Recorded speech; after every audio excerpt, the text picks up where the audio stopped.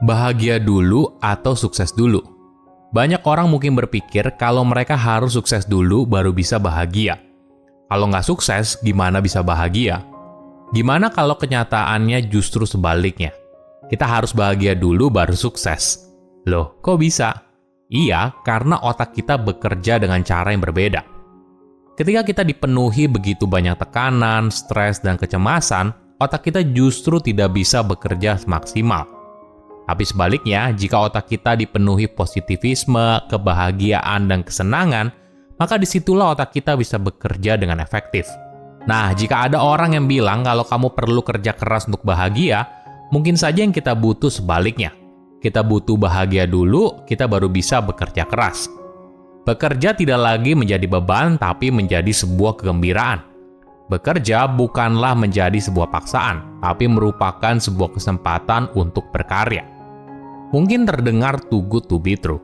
Masa sih seorang karyawan yang motivasi bekerja adalah uang bisa berpikir seperti itu? Tentu saja bisa, karena mungkin saja bekerja itu tidak hanya melulu soal uang, tapi banyak hal yang harus dipenuhi untuk membuat sebuah pekerjaan menjadi sesuatu yang nikmat untuk dijalani. Halo semuanya, nama saya Michael, selamat datang di channel saya, Sikutu Buku. Kali ini saya akan bahas apa rahasia bahagia untuk bekerja yang lebih baik.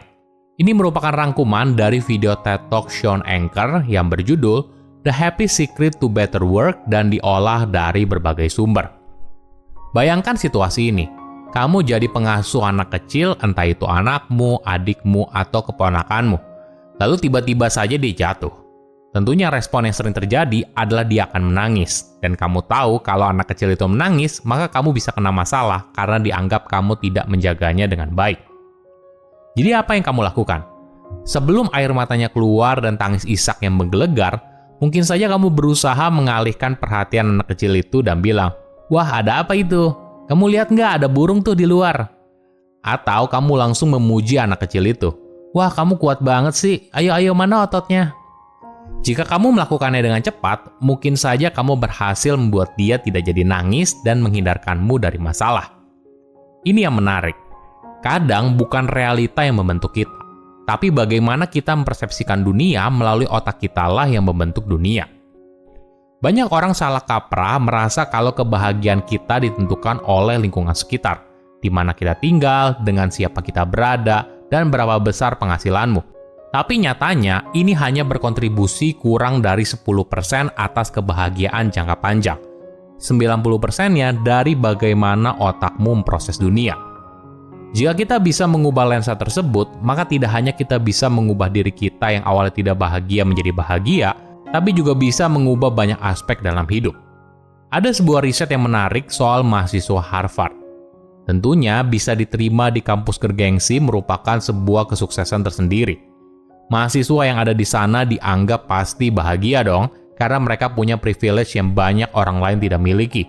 Mereka bangga bisa ada di sana. Bahkan di antara banyak mahasiswa lainnya yang ada di kelas yang sama. Tapi hasilnya justru berbeda.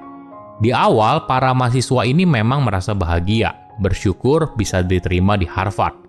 Tapi 2 minggu kemudian, fokus otak mereka sudah berpindah.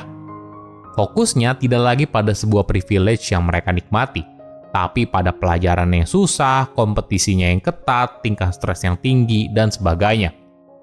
Kita seringkali berpikir kalau mau bahagia, maka harus sukses dulu. Nah, gimana caranya untuk sukses? Ya harus kerja keras lah. Formula ini sayangnya mungkin tidak bisa membuat kita bahagia. Kenapa? Setiap kali otakmu merasakan kesuksesan, apa yang terjadi? Misalnya kamu mendapat gaji yang lebih tinggi. Maka mungkin saja kamu hanya senang beberapa waktu, lalu kamu ingin gaji yang lebih tinggi lagi. Kesuksesan menjadi target berjalan dan terus berpindah dari satu titik ke titik lainnya. Dan jika kita merasa kalau untuk bahagia maka kita perlu sukses, bisa saja kita tidak pernah bahagia karena kita tidak pernah merasakan sukses yang sesungguhnya. Hidup jadi terasa hampa. Faktanya, cara kerja otak kita justru bertolak belakang. Jika kamu bisa membuat dirimu menjadi positif di saat ini, maka otak akan mengalami sesuatu yang dikenal sebagai happiness advantage, di mana otak dalam kondisi ini akan bekerja jauh lebih baik daripada otak berada dalam kondisi yang negatif. Ketika otak berada dalam zona positif, maka kecerdasanmu meningkat, kreativitasmu meningkat, dan semua tingkat energi juga ikut naik.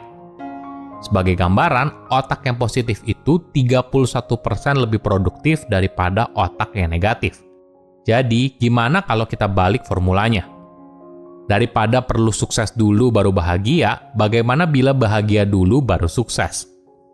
Ketika kita membuat otak kita di zona positif, maka kita bisa bekerja lebih keras, bekerja lebih cepat, dan lebih cerdas. Kita perlu memutarbalikkan formulanya agar kita bisa melihat betapa dahsyatnya otak kita dengan formula yang berbeda. Kenapa? Ini semua berkat hormon dopamin yang membanjiri sistem tubuh kita ketika berada dalam zona positif. Cara kerjanya tidak hanya membuat kita lebih bahagia, tapi juga bisa menggunakan semua pengetahuan yang sudah kita ketahui untuk beradaptasi pada dunia dengan cara yang berbeda. Nah, gimana caranya untuk melatih otak kita jadi lebih positif? Pertama, bersyukur. Bersyukur bicara soal fokus pada hal positif dalam hidup dan berterima kasih atas apa yang kamu miliki. Kamu bisa mulai dengan menuliskan 3 hal yang membuat kamu bersyukur selama 21 hari berturut-turut. 3 hal baru setiap harinya. Di akhir eksperimen, otak kamu mungkin akan melihat dunia dengan cara yang berbeda. Tidak lagi dari sisi negatifnya, tapi dari sisi positifnya. Kedua, journaling. Coba tuliskan 1 pengalaman positif yang kamu alami selama 24 jam terakhir. Cara ini ternyata bisa membuat kamu mengulang momen itu kembali.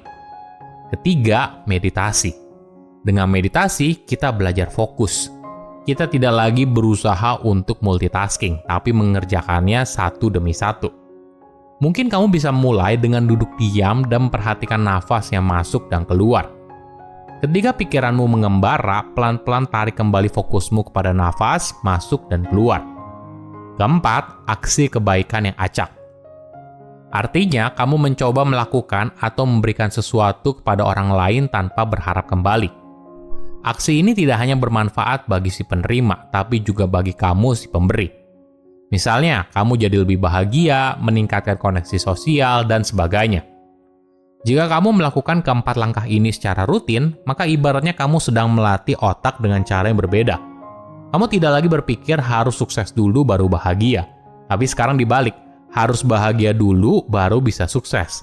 Dari situ akan lahir banyak positivisme yang pada akhirnya akan membawakan kesuksesan di masa depan. Silahkan komen di kolom komentar pelajaran apa yang kalian dapat ketika tahu informasi ini. Selain itu, komen juga mau tahu informasi apa lagi yang saya review di video berikutnya.